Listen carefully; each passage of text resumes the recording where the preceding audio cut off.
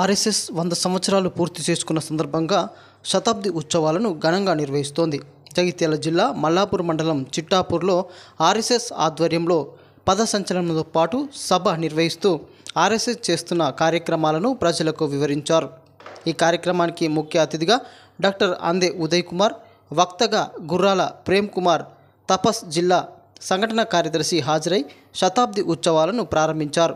ఈ సందర్భంగా ముఖ్య అతిథి డాక్టర్ అందే ఉదయ్ కుమార్, వక్త గుర్రాల ప్రేమ్ కుమార్ మాట్లాడుతూ 100 సంవత్సరాల్లో ఆర్ఎస్ఎస్ అనేక సేవా కార్యక్రమాలు నిర్వహించిందని, ప్రతి ఒక్కరికి దేశం పట్ల గౌరవం కలిగి ఉండాలని సూచించారు. ఆర్ఎస్ఎస్ కేవలం దేశం కోసం, ధర్మం కోసం పనిచేస్తుందని అన్నారు. పంచ పరివర్తన పేరుతో ప్రజల్లోకి వెళ్తుందని, అందులో పర్యావరణ పరిరక్షణలో భాగంగా ప్రతి ఒక్కరూ మొక్కలు నాటి వాటిని పరిరక్షించాలని తెలిపారు. కుటుంబంలో పిల్లలు క్రమశిక్షణతో ఎదగడానికి, మంచి పౌరులుగా తీర్చిదిద్దడానికి ఎలాంటి చర్యలు తీసుకోవాలో తెలియజేస్తుందన్నారు. అలాగే కులాల పేరుతో విడిపోయిన హిందువులని ఒకే తాటిపైకి తీసుకురావడానికి ఆర్ఎస్ఎస్ కృషి చేస్తుందన్నారు. దేశం విశ్వగురువుగా ఎదగాలంటే దేశీయంగా ఉత్పత్తి అయిన వస్తువులను వాడాలని కోరారు. ప్లాస్టిక్ వాడవద్దని, దానితో అనేక అనర్థాలు ఏర్పడతాయని, అందుకే ప్రతి ఒక్కరూ ప్లాస్టిక్ బ్యాగులను నిషేధించాలని పిలుపునిచ్చారు. ఈ కార్యక్రమంలో ఆర్ఎస్ఎస్ సభ్యులు, మాతలు, ప్రజలు పాల్గొన్నారు. దేహమనే ప్రమిదలో దీపం వెలిగించుదాం,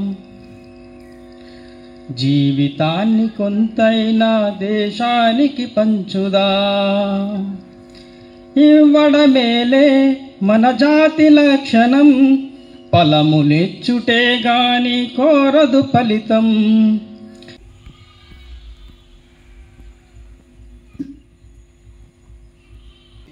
మనం ఆ పండుగను చాలా వైభవంగా ప్రతి గ్రామాన, పల్లెన, వీధిన జరుపుకుంటున్నాం.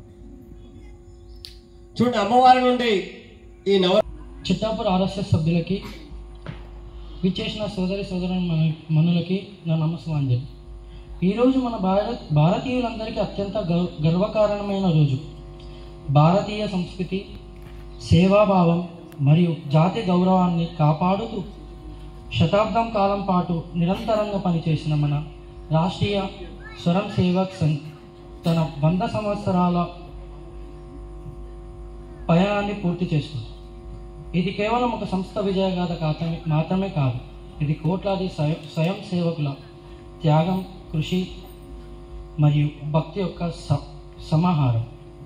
1925వ సంవత్సరం దసరా రోజున మన డాక్టర్ కేశవ్ బాలీరామ్ హెగ్డేవార్జీ గారు ఆరంభించిన ఈ సంఘం సమాజానికి అసలైన శక్తి, ఏకత అని ప్రతిపాదించింది.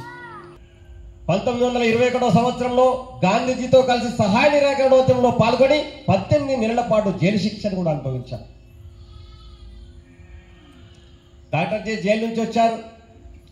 దేశం కోసం ఎక్కడో ఒక చోట ప్రతిరోజు ప్రతి నిత్యము ఉద్యమాలు జరుగుతూనే ఉన్నాయి, పోరాటాలు జరుగుతూనే ఉన్నాయి, జైలు పాలవుతూనే ఉన్నారు, ప్రాణత్యాగాలు చేస్తూనే ఉన్నారు.